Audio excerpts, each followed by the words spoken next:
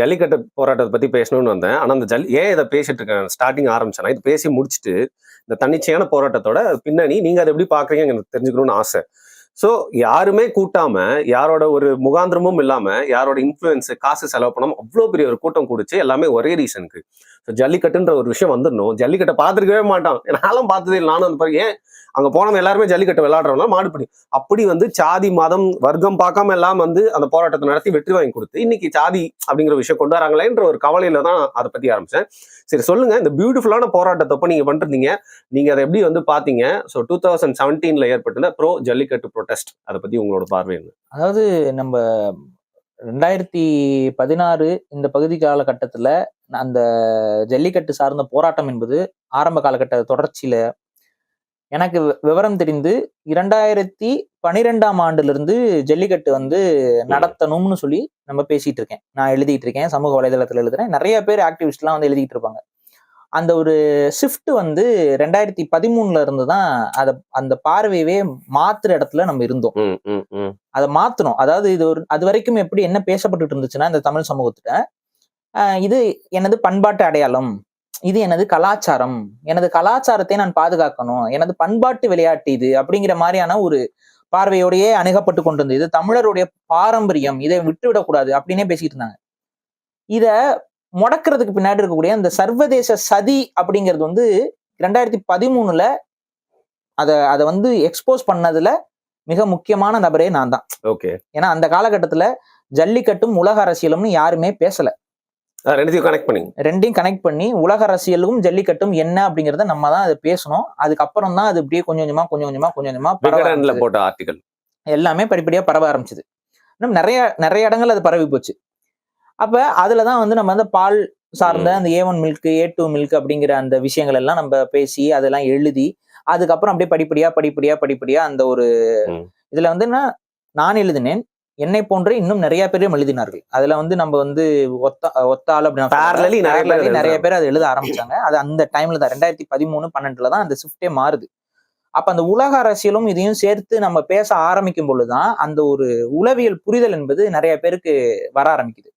அதுக்கப்புறம் இது என்னுடைய ஐடென்டிட்டி அப்படின்னு நம்ம சொல்லும் பொழுது அது வந்து எப்படி மற்றவங்களால பேசப்பட்டுச்சு அப்படின்னா, நானும் தமிழன் தான், ஆனா இது என்னோட ஐடென்டிட்டி நான் சொல்ல மாட்டேன், இட்ஸ் அனிமல் குரூவல்டி அப்படின்னு சொல்லிட்டு கரெக்டா எல்லாரும் ஒரு குறிப்பிட்ட சமூகத்தை சார்ந்தவங்களாம் எந்திரிச்சு உட்காந்து பேசிட்டு இருந்தாங்க. அவங்களுக்கு வந்து தயிர் மோர் பால் எல்லாம் தேவைப்படும், ஆனா மாடு தேவைப்படாது.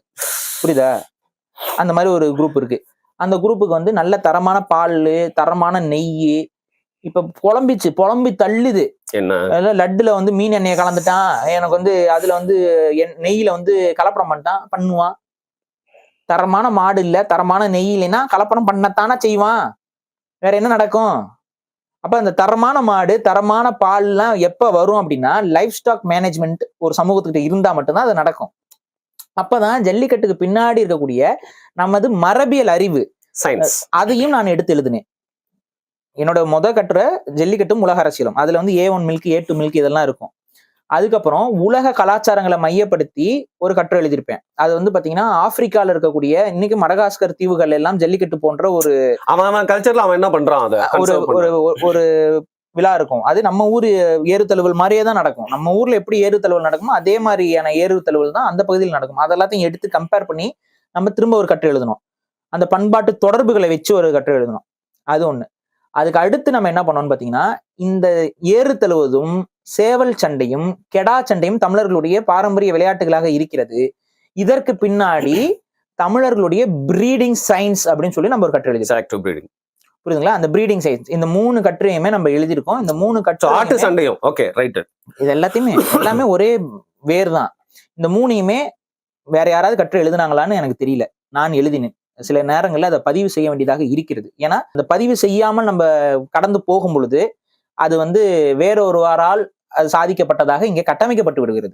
புரியுதுங்களா? அதனால நம்ம வேற வழியில சில விஷயங்களுக்கு வந்து அதான் நம்ம சொல்லாத சொன்னோம்னு சொல்லுவாங்க, ஆனா சொன்னதெல்லாம் மறைக்க பாக்குறாங்க. அந்த ஸ்டிக்கர் ஒட்டிட்டு அப்படியே மறைச்சிட்டு போக பாக்குறாங்க. அது மாதிரி நடக்குது. அதனால இதெல்லாம் சொல்ல வேண்டிய கட்டாயத்துக்கு நம்ம தள்ளப்படுறோம். சோ இதை எங்க இருந்து நான் மறைமாத்தி கூட்டு வந்தேன்னா, சோ இந்த கடா சண்டை, சேவல் சண்டை, அதுக்கப்புறம் இதெல்லாம் வந்து நம்ம வந்து செலக்டிவ் அது என்னன்னு சொல்லிடுறேன். அது சொன்னாதான் ஜல்லிக்கட்டுக்கு பின்னாடி இருக்கக்கூடிய உண்மையும் உங்களுக்கு புரிய வரும். ஏன்னா இது நம்ம மரபுல நம்ம முன்னோர்கள் எவ்வளவு புரிந்து வைத்திருக்காருங்கிறத வச்சுதான் நான் சொல்றேன். அடிப்படையில் என்னன்னா, காடுகள்ல நேச்சுரல் செலெக்ஷன் ஒரு ப்ராசஸ் இருக்கு. இயற்கையாக தேர்ந்தெடுக்கப்படுவது அப்படின்னா அது நேச்சுரல் செலெக்ஷன். அது எப்பன்னா அது இயற்கையில நடக்கக்கூடிய விடயம். இப்ப நீங்க பார்த்திருப்பீங்க, காடுகள்ல ஒரு சிங்க கூட்டமா இருக்கும், ஒரு நாய் கூட்டமா, நரி கூட்டம், எதுவா இருந்தாலும் அவங்களுக்குள்ள ஒரு குடும்ப ஸ்ட்ரக்சர் இருக்கும். அந்த குடும்ப ஸ்ட்ரக்சர்ல எது வலுவான ஒரு உயிரினமோ அது வந்து சண்டை போடும். Pack leader. அந்த சண்டை இப்ப எடுத்துக்காட்டுக்கு காட்டு எருமைகள் இருக்குன்னு வைங்க. காட்டு எருமைகள் என்ன பண்ணும்னா, ஆண் மாடு இதெல்லாம் மாடெல்லாம் அந்த ஒரு சீசனுக்கு ப்ரீடிங் சீசன் வரும். அந்த குறிப்பிட்ட காலம் வந்து இன சேர்க்கை காலம் வந்த உடனே என்ன பண்ணும்னா, இந்த மாடுகள்ல ஆண் மாடுகளுக்குலாம் கோபம் வர ஆரம்பிக்கும். அவைகள் வந்து மற்ற ஆண் மாடுகளோட மோதி எந்த ஆண் மாடு ரொம்ப வலுவான மாடோ அந்த ஆண் மாடு தான் பெண்களோட புணர்வதற்கான பிரீடிங் ரைட்ஸ்ன்னு சொல்லுவாங்க அது ஆங்கிலத்துல. புணர்வதற்கான உரிமை. அந்த உரிமையை வந்து அது அப்படிதான் சண்டை போட்டு மற்ற ஆண் மாடுகளை விரட்டும். காண்டாமிரமும் இதைதான் செய்யும். இது மாதிரி காடுகள்ல யானைகளும் யானைக்கு மதம் பிடிச்சி அலையிறதுங்கிறது இதுதான். மதம்ங்கிறது அது வந்து அதோடைய அந்த பிரீடிங் காலகட்டத்துல ஆண் யானைகளுக்கு அந்த கோபம் அதிகமா சோ வந்து அது வரும். இப்ப எருமைகளும் அதுதான் செய்யும். காடுகளுக்குள்ள இருக்க கூட ஆடு, மான்லாம் முட்டிக்கிட்டு நீங்க பாத்துருப்பீங்கல்ல, அது என்னன்னா ஆண் மான்கள் வந்து முட்டிக்கிட்டு இருக்கும். எது வலுவான மான் அப்படிங்கிறது அதோட வலுவை பயன்படுத்தி காட்டி அதன் மூலமாக வலுவான அடுத்த ஜெனரேஷனை உருவாக்குவதற்கு அது இது என்ன ஆகுதுன்னா, அந்த காடுகள்ல best of the best reproduce ஆகும். அதுக்கு பிறக்கிறது எல்லாமே பெஸ்டா இருக்கும். அதுலயும் best of the best reproduce ஆகும். அப்ப இயற்கையில எந்த விதமான பாதிப்பும் இல்லாத, எந்த வித குறைபாடும் இல்லாத ஒரு ஸ்டாக், ஒரு கூட்டம் என்பது அந்த இனத்தில் தக்க வைக்கப்படும். அப்ப அதுக்கு நோய் எதிர்ப்பு சக்தி இயல்பாகவே அதிகமா இருக்கும். தற்காப்பு உணர்வு அதிகமா இருக்கும். அது வந்து எப்படியாவது இந்த சர்வைவல் ரேட் வந்து அதிகரிக்கும். சோ இந்த முறை என்பது உயிரினங்கள்கிட்ட இருக்கக்கூடிய நேச்சுரல் செலெக்ஷன் ப்ராசஸ். இப்படி இருக்கிற ஒரு விஷயத்த மனிதன் வந்து டொமஸ்டிகேட் பண்றான். அவன் தேவைக்கு காட்டுல இருக்கக்கூடிய ஆடு எல்லாத்தையும் கொண்டு வந்து வளர்க்குறான். இப்படி வளர்க்கும் போது அவன் என்ன பண்றான், எல்லா ஆடையும் வச்சிருக்கான். ஆண் ஆடு ஒண்ணு வச்சிருப்பான், 2-3 ஆண் ஆடு வச்சிருப்பான். அவன் வாட்டி இஷ்டத்துக்கு மேட் பண்றான், குட்டி பிறகுது, எல்லாத்தையும் அவன் வளர்க்குறான். டக்கு டக்குன்னு சாவுது. அதுல நோய்வாய்ப்பட்ட குட்டிகள் அதிகமா வருது. அதுல வந்து அவனுக்கு வந்து அந்த ஒரு காட்டுல இருக்கிற மாதிரியான ஒரு ஆரோக்கியமான விலங்கு அவனுக்கு கிடைக்க மாட்டேங்குது. அப்ப அவன் யோசிக்கிறான், என்னமோ சம்திங் மிஸ்ஸிங், இங்க என்னமோ ஆரோக்கியமாவே மாடுகள் இல்ல, ஆடுகள் இல்ல, நோய்வாய்ப்பட்ட டக்குன்னு செத்துருது. ஆனா காட்டுல இருக்க மாட்டுலாம் நல்லா இருக்கு, ஸ்ட்ராங்கா இருக்கு அப்படின்னு நான் பாக்குறான். அப்ப அவன் யோசிக்கிறான், ஏதோ ஒண்ணு தப்பு பண்றோம் நம்ம. அப்ப என்ன இது அப்படின்னு சொல்லி இயற்கையை பாக்குறான். இயற்கையில அது இஷ்டப்பட்டது மாதிரிலாம் புணர்ந்துக்கிறது இல்ல. மாறாக அது ஒரு உயிரினம் மற்ற உயிரினத்தோட புணரணும் அப்படின்னா அதற்கு வந்து அது சண்டை போடுது. அவன் பாக்குறான். ஆனா இங்க நம்ம வளர்க்கறதுல சண்டை போடுறதே அப்படியே சண்டை போடாம பிரிச்சு விட்டுருவாங்க. அப்ப என்னையா இது, நம்ம பிரிச்சு விட்டுறோம். சண்டை போட்டா அதுக்குள்ள புண்ணாயிடுச்சுன்னா எப்படி அதை பாதுகாக்கிறதுன்னா பிரிச்சு விட்டுறோம். ஆனா அது சண்டை போட்டாதான் அது வந்து பெஸ்ட் வெளியில வருதுன்னு பாக்குறான். அப்ப என்ன பண்றான், அவன் ஆட்டோமேட்டிக்கா இனப்பெருக்கத்தை அது மாதிரி உருவாக்க பாக்குறான். அப்ப அவன் வளர்க்குற ஆடுகள்லயே கெடா ஆடுகள், நல்ல கெடா ஆடுகளா பார்த்து அந்த கெடா ஆடுகளை மோத செய்யறான். அப்ப அந்த பெஸ்டான கெடாக்களை அவன் மோத விடும் பொழுது இவன் பாக்குறான் எந்த ஆடு ஜெயிக்குது அப்படின்னு பாக்குறான். எந்த ஆடு ஜெயிக்குதோ அதை வந்து பிரீடிங்க்கு பயன்படுத்துறான். இங்கதான் தொடங்குது கெடா சண்டை. அதேதான் சேவலுக்கும். இங்கதான் தொடங்குது சேவ சண்டை. அப்ப அவனுடைய லைஃப், அவனுடைய ஸ்டாக், அவனுடைய பிரீடிங் ஸ்டாக்கை நல்ல தரமான இதா பயன்படுத்தும் பொழுது அது வந்து இன்னும் வீரியமான ஒரு ஸ்டாக்கா இருக்கு.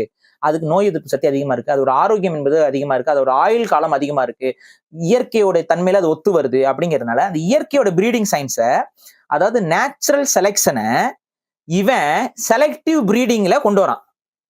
அதை கொண்டு வர்றதற்கு இப்ப செலக்டிவ் பிரீடிங்னா, இப்போ ஃபார் எக்ஸாம்பிள் இப்ப கோழி இருக்கு. கோழியை நீங்க எதுக்கு வளர்க்குறீங்க? கறிக்காக வளர்க்குறீங்க. முட்டை கறிக்காக. இப்ப முட்டை அதிகமா போடக்கூடிய கோழியா நீங்க பார்த்து பிரீட் பண்ணிட்டே வந்தீங்கன்னா அது ஒரு விதமான செலக்டிவ் பிரீடிங். ஆனா it's not a healthy form of breeding. ஏன்னா முட்டை போடுறது மட்டுமே அதோட வேலை இல்ல. அப்ப அது ஹெல்த்தியா இருக்காது. அதனாலதான் இன்னைக்கு பிராய்லரு மற்ற பிரீட்ஸ் கோழி எல்லாம் வந்து சீக்கிரம் சாகக்கூடிய, எதிர்ப்பு சக்தி ரொம்ப கம்மியா இருக்கக்கூடிய கோழி இனங்களாக மாறி இருக்கு. கரெக்டா? They are not muscular, they are not athletic. அது வந்து இருக்கும். அதை நீங்க தனியா காட்டுல விட்டு அதனால சர்வே ஆக முடியாது. அப்ப அந்த மாதிரி அதோட நேச்சுரல், அதோட இயற்கை சூழல் வந்து ரொம்ப தள்ளி போயிருது. செலக்டிவ் பிரீடிங் தான் அதை செஞ்சிருக்கு.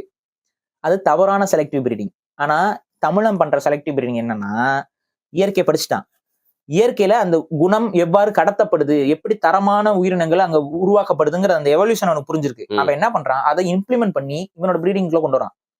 அப்ப ஆடு மோதுது, சேவை மோதுது, அதுல பெஸ்ட் சேவல் இனப்பெருக்கம் செய்யுது. அதுல தோத்து போற சேவலை இவன் முடிச்சிருவான். இது தேவையில்லைன்னு சொல்லிட்டு அவன் அதை சரி. பயன்படுத்திக்குவான், வேற எதுக்காவது யூஸ் பண்ணிக்குவான். அப்ப ஆட்டோமேட்டிக்கா அந்த இனப்பெருக்கத்துக்கு பயன்படுத்தப்படக்கூடியதெல்லாம் பெஸ்ட் ஆஃப் த பெஸ்டா பயன்படுத்தப்பட்டுக்கிட்டே இருக்கும்போது இவனோட லைஃப் ஸ்டாக் வந்து ஆரோக்கியமான லைஃப் ஸ்டாக்கா இருக்கு.